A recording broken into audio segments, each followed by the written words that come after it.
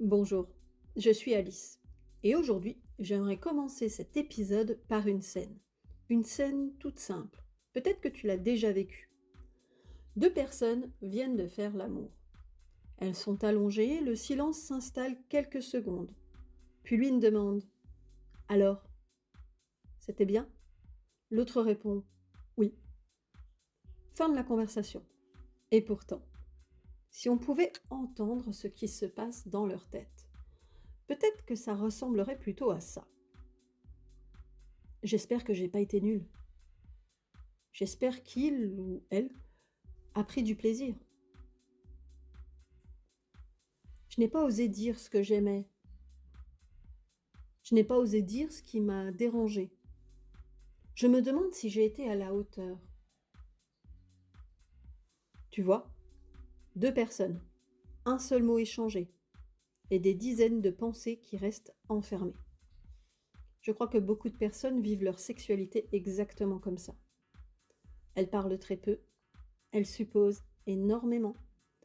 Elles espèrent que l'autre devine et surtout, elles se mettent énormément de pression. Parce que quelque part, nous avons appris une drôle d'idée. Cette idée que un bon coup, c'est naturellement. Il devine, il comprend, il sent, il fait tout parfaitement, sans jamais poser de questions.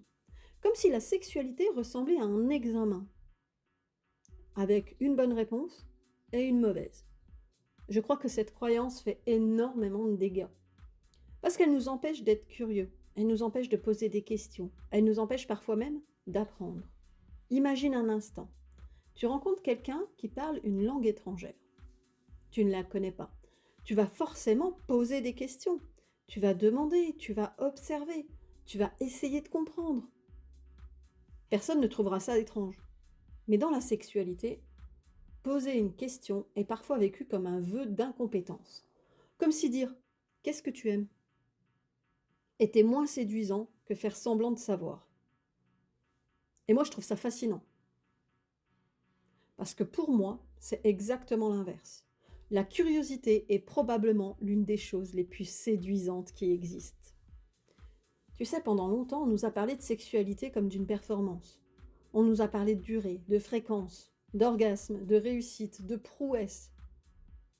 Et très rarement, on nous a parlé de rencontre. Très rarement, on nous a appris à demander, à écouter, à découvrir, à changer d'avis, à rire, à dire «je ne sais pas» ou «j'aimerais comprendre ce qui te fait du bien». Et pourtant, si je devais résumer la sexualité en un seul mot, je choisirais celui-ci. Curiosité. Pas performance, pas technique, pas résultat. Curiosité. Parce que lorsque deux personnes restent curieuses l'une de l'autre, elles continuent de se rencontrer. Même après des années. J'entends parfois des phrases comme «je devrais savoir» ou «si je dois demander, c'est que je ne suis pas douée» ou encore «ça casse le moment». Et chaque fois, j'ai envie de répondre: «Mais qui t'a appris ça?» Parce que cette idée, nous ne naissons pas avec. Nous l'apprenons à travers les films, les séries, la pornographie, les discussions entre amis, les blagues, les réseaux sociaux. Toutes ces histoires qui nous racontent qu'un bon amant ou une bonne amante sait naturellement, sans parler, sans demander, sans hésiter. Et si le problème n'était pas notre sexualité? Et si le problème était simplement que personne ne nous avait appris à en parler? Pendant cet épisode, j'aimerais justement que l'on regarde tout ça autrement. Pourquoi la performance prend autant de place? Pourquoi nous avons parfois peur de poser une simple question? Pourquoi nous croyons que l'autre devrait deviner? Et surtout, pourquoi il est possible de vivre une sexualité beaucoup plus apaisée? Pas en apprenant de nouvelles techniques, mais en apprenant une nouvelle façon d'être en relation. Parce qu'il y a une raison à ce que tu vives certaines difficultés. Tu n'es pas cassé, tu n'es pas condamné à vivre ta sexualité sous pression. Et ce qui peut se comprendre peut aussi se travailler. Chapitre 1: Le mythe du bon coup. Tu connais peut-être cette phrase, ou une variante. Lui, c'est un bon coup. Elle est incroyable au lit. Et je me suis souvent demandé, mais qu'est-ce que ça veut réellement dire? Parce que lorsqu'on gratte un peu, on découvre que chacun met quelque chose de différent derrière cette expression. Pour certains, c'est quelqu'un qui dure longtemps. Pour d'autres, quelqu'un qui donne beaucoup de plaisir. Pour d'autres encore, quelqu'un de très expérimenté, ou de très sûr de lui, ou de très entreprenant. Finalement, il n'existe pas une définition, il en existe des centaines. Et pourtant, nous passons énormément de temps à essayer de correspondre à cette image floue. Je vais te raconter une scène. Imagine deux personnes qui se découvrent. L'une pense, il faut que je sois à la hauteur. L'autre pense exactement la même chose. Personne ne le dit. Alors chacun joue un rôle. Personne n'ose dire qu'il est un peu stressé.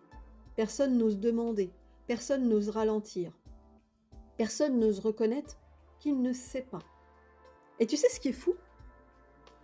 Les deux croient être les seuls à ressentir cette pression, alors qu'ils vivent exactement la même. Je crois que nous avons parfois remplacé la rencontre par l'évaluation, comme si après chaque rapport, une note invisible apparaissait. Et j'étais assez bien, assez désirable, assez performant, assez expérimenté. Et lorsque notre cerveau est occupé à répondre à ces questions, il reste très peu de place pour une autre. Comment va l'autre? Et encore moins pour celle-ci. Comment est-ce que moi je me sens là, maintenant? Pour moi, la sexualité commence exactement au moment où l'on arrête de passer un examen et où on en accepte enfin de rencontrer un être humain. Chapitre 2. Et si poser une question était plus séduisant que faire semblant de savoir? Il y a une croyance que je trouve particulièrement triste. C'est cette idée que poser une question pendant un moment d'intimité casserait la magie. Comme si demander « Est-ce que ça te plaît ?» ou « Qu'est-ce que tu préfères ?» était moins séduisant que de faire semblant de savoir. Et pourtant, j'aimerais te proposer un autre regard. Imagine que tu cuisines pour quelqu'un. Tu pourrais passer 2 heures à préparer un repas, en espérant tomber juste. Ou tu pourrais simplement lui demander « Tu aimes quoi ?» Personne ne trouverait cette question maladroite. Au contraire, on y verrait de l'attention, de la curiosité, l'envie de faire plaisir. Alors pourquoi, dans la sexualité, aurions-nous honte de poser exactement le même type de questions? Je crois que cette honte raconte quelque chose. Elle raconte la peur de ne pas être suffisamment compétent. Comme si demander, c'était reconnaître qu'on ne sait pas. Et si je te disais que personne ne sait vraiment? Parce qu'aucun corps ne ressemble parfaitement à un autre. Aucune histoire, aucune sensibilité, aucun désir, aucun plaisir. Nous sommes tous différents. Alors imaginez qu'il existerait une manière universelle de donner du plaisir, c'est déjà partir d'une illusion. Je vais te raconter une scène. Deux personnes se rencontrent. L'une pense « je vais lui montrer ce que je sais faire ». L'autre pense exactement la même chose. Résultat, pendant toute leur rencontre, chacun essaie de prouver quelque chose. Très peu cherchent à découvrir. Et je trouve ça tellement dommage. Parce que pendant qu'on essaie d'impressionner, on oublie souvent d'être présent. Tu sais ce que je trouve incroyablement séduisant? Quelqu'un qui ose dire « j'aimerais apprendre à te découvrir » ou « dis-moi ce que tu aimes » ou encore « est-ce que ça te convient ?» Parce que derrière ces phrases, je n'entends pas un manque d'expérience. J'entends du respect, de la curiosité, de l'humilité et surtout, j'entends quelqu'un qui s'intéresse réellement à l'autre. Je crois qu'on sous-estime énormément le pouvoir de la curiosité, parce qu'on imagine souvent que le désir repose sur la spontanéité, alors que selon moi, le désir repose beaucoup plus sur la qualité de la rencontre. Et une rencontre, ça demande de la curiosité.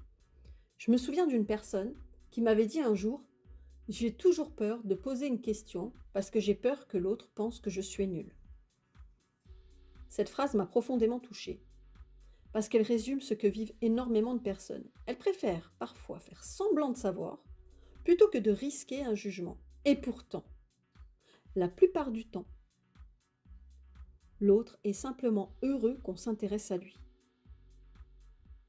Il y a une autre idée qui me fait sourire. C'est cette phrase. Si on doit parler pendant le sexe, ça casse tout. Vraiment, prenons un autre exemple. Imagine que tu danses avec quelqu'un. Vous ne vous connaissez pas. Et tu lui marches légèrement sur le pied. Tu peux continuer en faisant semblant de ne rien avoir remarqué. Ou tu peux sourire et dire « Oups, ça va ?» Laquelle de ces deux réactions crée le plus de connexion? Je crois que la réponse est assez évidente.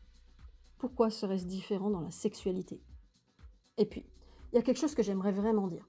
Parler de sexualité, c'est pas forcément avoir une grande conversation de 2 heures. On imagine parfois quelque chose de très sérieux, très solennel, alors que bien souvent la communication sexuelle existe déjà. Un sourire, un regard, un rire, une hésitation, une main que l'on guide, une question toute simple. La communication n'est pas uniquement faite de mots, elle est faite de présence. Et je crois que c'est ça qui change tout. Quand je ne cherche plus à réussir, je peux commencer à rencontrer. Quand je ne cherche plus à être parfait, je peux devenir curieux. Et quand je deviens curieux, je découvre quelque chose de merveilleux, l'autre. Mais aussi moi-même. Parce que très souvent, nous ne savons pas non plus répondre à cette question. Qu'est-ce que tu aimes? Non pas parce que nous sommes bloqués, mais parce que personne ne nous a appris que nous avions le droit de chercher, le droit de découvrir, le droit de changer d'avis, le droit de ne pas tout savoir. Et tu vois, je crois que cette phrase résume très bien ma façon de voir les choses. Le sexe n'est pas une démonstration, c'est une exploration de l'autre, mais aussi de soi. Et lorsqu'on commence à regarder les choses ainsi, beaucoup de pression disparaît, parce qu'il ne s'agit plus de réussir, il s'agit de découvrir. Et entre ces deux façons de vivre la sexualité, il y a un monde. Chapitre 3. Pourquoi avons-nous autant de mal à parler de sexualité? Si je demandais à 100 personnes, est-ce que la communication est importante dans une relation sexuelle? Je pense que les 100 me répondraient oui. Et pourtant, si je leur demandais ensuite, quand est-ce que vous avez parlé de sexualité pour la dernière fois? Là, le silence arriverait. Parce que nous savons que c'est important. Mais nous ne savons pas toujours comment faire. Je trouve ça fascinant. Nous pouvons parler de notre travail, de nos vacances, de nos projets, parfois même de nos problèmes de santé. Mais parler de ce qui nous fait du bien ou de ce qui nous met mal à l'aise devient soudain extrêmement difficile. Pourquoi? Je crois que beaucoup d'entre nous ont grandi avec une drôle d'idée. La sexualité serait quelque chose qui devrait être naturel, spontané, évidente. Comme si en parler risquait de casser quelque chose. Comme si le désir devait fonctionner tout seul, sans mots, sans questions, sans ajustement. Imagine un instant. Tu apprends à jouer du piano. Tu prends des cours, tu poses des questions, tu fais des erreurs, tu recommences. Personne ne trouve ça honteux. Pourquoi? Parce que tout le monde sait qu'apprendre demande du temps. Mais dans la sexualité, nous croyons parfois qu'il faudrait tout savoir dès le départ. Et si ce n'est pas le cas, nous avons honte. Je rencontre souvent des personnes qui me disent « je n'ose pas lui dire ». Alors je leur demande « qu'est-ce que tu imagines qu'il pourrait se passer si tu le disais ?» Et les réponses se ressemblent énormément. J'ai peur de le blesser, j'ai peur qu'il pense qu'il fait mal les choses, j'ai peur qu'elle se remette en question, j'ai peur d'être jugée, j'ai peur que ça casse le moment. Tu vois, au fond, nous parlons très peu de sexualité. Pas parce que nous n'avons rien à dire, mais parce que nous avons peur de perdre le lien. Et cette peur, elle est profondément humaine. Il y a une scène que je trouve très révélatrice. Une personne demande « ça t'a plu ?» L'autre répond « oui ». Alors que la vraie réponse serait peut-être « oui, mais je me suis pas sentie complètement détendue ». Ou encore « oui, mais j'aimerais qu'on ose parler davantage de ce qu'on aime ». Pourquoi répondre simplement « oui » ? Parce que ce petit mot paraît plus simple. Il évite une conversation, il protège l'autre. Il nous protège aussi. Mais il nous prive parfois d'une occasion magnifique, mieux nous rencontrer. Je crois qu'il y a un immense malentendu. Nous pensons que dire quelque chose revient à critiquer, alors que bien souvent, c'est simplement partager son expérience. Il y a une énorme différence entre « tu fais mal les choses » et « j'aimerais te raconter ce qui me fait du bien ». Entre Tu ne comprends rien. Et j'aimerais qu'on explore ça ensemble. Tu sens la différence? Dans un cas, on juge, dans l'autre, on invite. Et je crois que cette nuance change tout. Il y a aussi une autre peur, peut-être encore plus discrète. La peur de découvrir que nous sommes différents.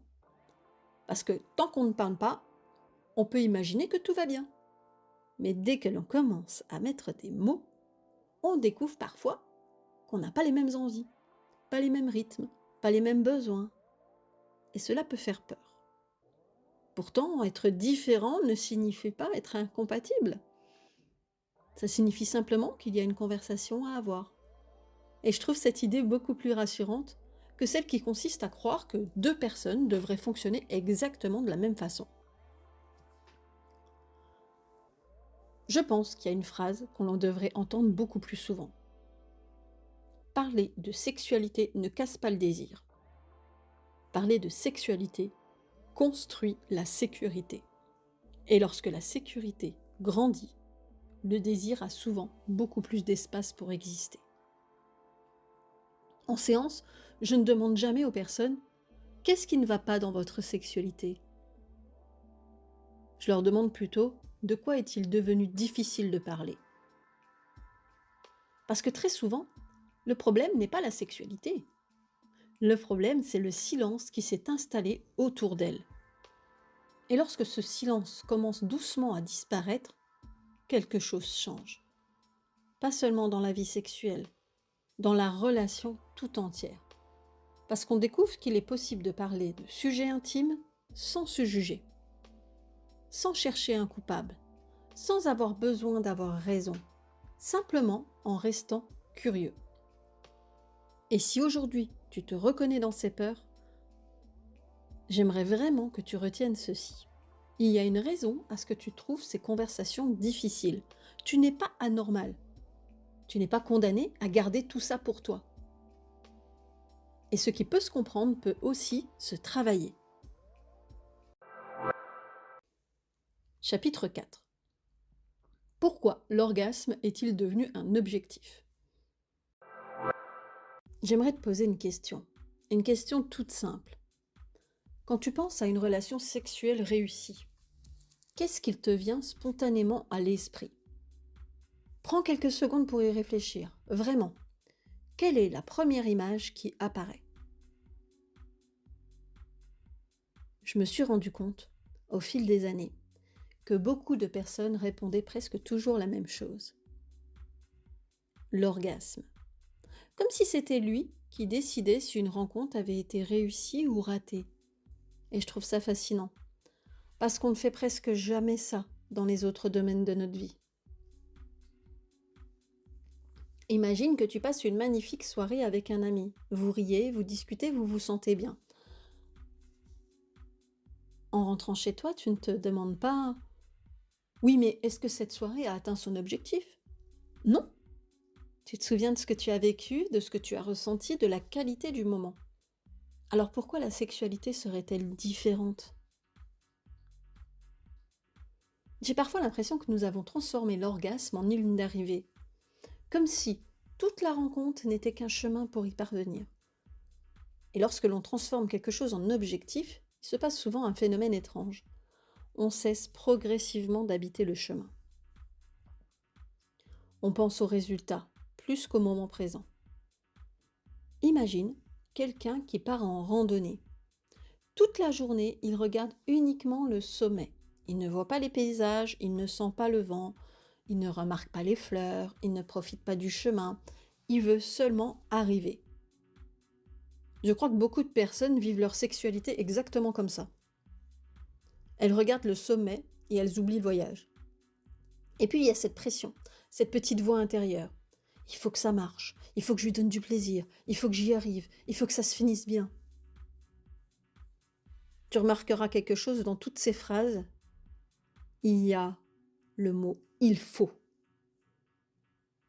Et chaque fois que ton cerveau entend « il faut », il commence à évaluer, à contrôler, à surveiller, à vérifier, exactement l'inverse de ce dont nous avons besoin pour être pleinement présents. Je crois que beaucoup de personnes ne sont pas empêchées par leur corps, elles sont empêchées par l'obligation de réussir. Et cette nuance est énorme. Parce qu'un cerveau qui passe son temps à se demander « est-ce que je fais bien ?», plus complètement disponible pour vivre ce qui est en train de se passer. Il devient observateur, juge, commentateur. Il sort de l'expérience. Tu connais peut-être cette sensation. Être avec quelqu'un et au lieu de vivre le moment, commencer à penser « est-ce que je suis attirant ? Est-ce que je vais être à la hauteur ? Est-ce que l'autre prend du plaisir ? Est-ce que ça dure trop longtemps ou pas assez ?» À ce moment-là, le cerveau est partout, sauf dans l'instant présent. Et tu sais ce que je trouve profondément injuste ? Beaucoup de personnes pensent alors qu'elles ont un problème, qu'elles sont bloquées, alors qu'en réalité, elles vivent simplement sous une pression immense. Une pression qu'elles n'ont souvent même pas choisie, une pression héritée de ce qu'elles ont vu, entendu, cru, imaginé. Je vais te dire quelque chose qui surprend parfois. Pour moi, une rencontre sexuelle peut être profondément réussie, même si elle n'a ressemblé à aucun scénario prévu. Parce qu'une rencontre réussie, ce n'est pas forcément une rencontre où tout s'est déroulé comme imaginé. C'est une rencontre où chacun s'est senti suffisamment en sécurité pour être lui-même, pour rire, pour hésiter, pour parler, pour s'arrêter si besoin, pour reprendre, pour changer d'avis, pour rester curieux. Et je trouve que ça change complètement notre manière de regarder la sexualité. Parce qu'au fond, qu'est-ce qui nous laisse les plus beaux souvenirs ? Une performance parfaite ? Ou ce moment où on s'est senti profondément accueilli ? Je crois que nous connaissons tous la réponse. Dans mon cabinet, je n'entends presque jamais des personnes me dire « je voudrais devenir meilleur techniquement ». En revanche, j'entends souvent « j'aimerais arrêter de me mettre autant de pression ». J'aimerais réussir à être plus présent. J'aimerais arrêter de réfléchir pendant tout le rapport. J'aimerais me sentir plus libre.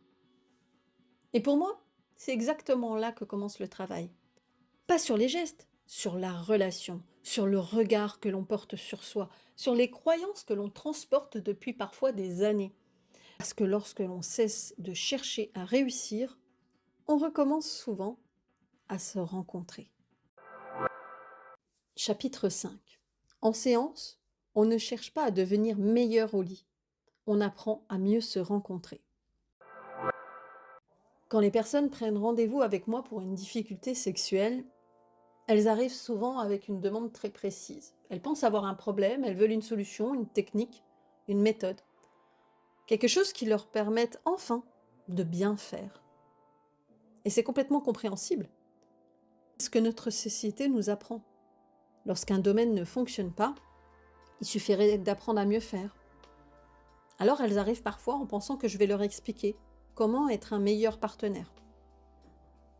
Et je crois que la première surprise, c'est que nous ne commençons presque jamais par parler de sexualité.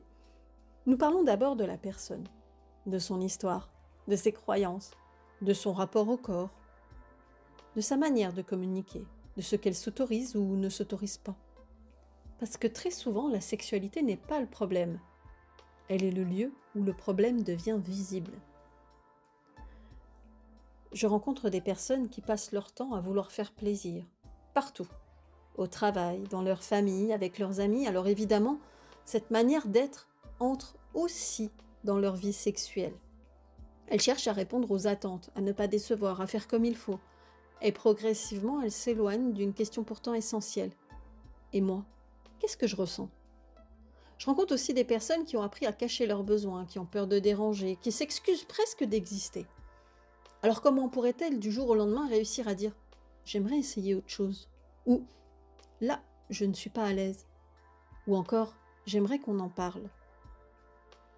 Ce n'est pas qu'elles ne veulent pas, c'est que cela touche souvent quelque chose de beaucoup plus ancien.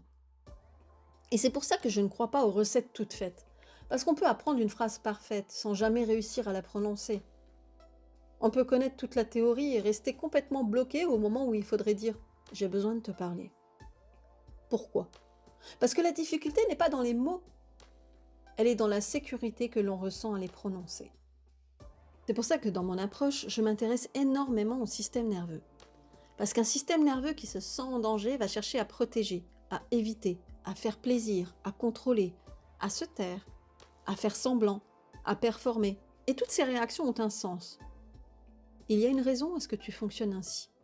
Alors en séance, nous ne cherchons pas à fabriquer une version plus performante de toi. Nous cherchons à créer suffisamment de sécurité pour que tu puisses progressivement redevenir toi-même. Parce que je crois profondément qu'une sexualité plus apaisée ne commence pas dans un lit. Elle commence dans la manière dont on se sent avec soi-même, dans la possibilité d'exprimer un besoin, de poser une question, d'accueillir un oui, mais aussi un non, de rester en lien, même lorsqu'on n'est pas parfaitement d'accord. Et tu sais, il y a une phrase que j'aime beaucoup, je la partage souvent en séance. Une relation sexuelle n'est pas un examen que l'on réussit ou que l'on échoue. C'est une conversation. Une conversation qui dure parfois quelques minutes, parfois des années. Et comme toutes les conversations, elle évolue. Parce que nous évoluons. Nos corps évoluent, nos envies évoluent, nos besoins évoluent, notre histoire évolue. Alors pourquoi imaginer que la sexualité devrait, elle, rester figée ? Je crois que l'un des plus beaux cadeaux que deux personnes peuvent se faire, c'est de rester curieuses. Continuer à poser des questions, continuer à découvrir, continuer à se laisser surprendre. Parce que personne n'est un territoire que l'on finit d'explorer. Nous sommes tous en mouvement. Alors si aujourd'hui tu écoutes cet épisode en te disant « Je crois que je me mets énormément de pression » ou « Je n'ose jamais parler » ou encore « J'ai toujours pensé qu'un bon partenaire devrait savoir naturellement », j'aimerais vraiment que tu repartes avec ceci. Tu n'es pas cassé. Tu n'es pas mauvais ou mauvaise. Tu n'es pas condamné. Tu as simplement appris une certaine manière de vivre ta sexualité. Et ce qui a été appris peut évoluer avec du temps, avec de la curiosité, avec davantage de sécurité et parfois avec un accompagnement. Parce que c'est exactement le type de sujet que j'accompagne au cabinet. Non pas pour apprendre à faire mieux, mais pour aider chacun à construire une relation plus consciente avec lui-même et avec l'autre. Avant de te quitter, j'aimerais te laisser avec une dernière réflexion. Et si nous arrêtions enfin de nous demander « est-ce que j'ai été à la hauteur ?» pour commencer à nous demander « est-ce que nous nous sommes vraiment rencontrés ?» Je crois que cette simple question change tout, parce qu'elle déplace notre attention. Elle nous fait quitter la performance pour revenir à la relation. Elle nous fait quitter la peur d'être évalué pour retrouver le plaisir d'être curieux. Elle nous rappelle que le sexe n'est pas une démonstration, ni une compétition, ni un examen. C'est une conversation. Une conversation faite de regards, de silence, de mots, de rires, d'hésitation, de découverte et surtout d'humanité. Alors si tu devais repartir avec une seule idée aujourd'hui, j'aimerais que ce soit celle-ci. Tu n'as pas besoin de devenir un meilleur amant ou une meilleure amante. Tu peux simplement devenir un meilleur partenaire de conversation. Et je crois que c'est là que commencent les plus belles rencontres. Je m'appelle Alice. Je suis thérapeute psychocorporelle intégrative à Héricourt. J'accompagne les personnes qui souhaitent construire une relation plus consciente avec elles-mêmes, leur corps, leur sexualité et leurs relations. Si cet épisode a résonné en toi, j'espère qu'il t'aura donné moins de pression et davantage de curiosité. Prends soin de toi et je te retrouve très bientôt pour un nouvel épisode de Alice te parle.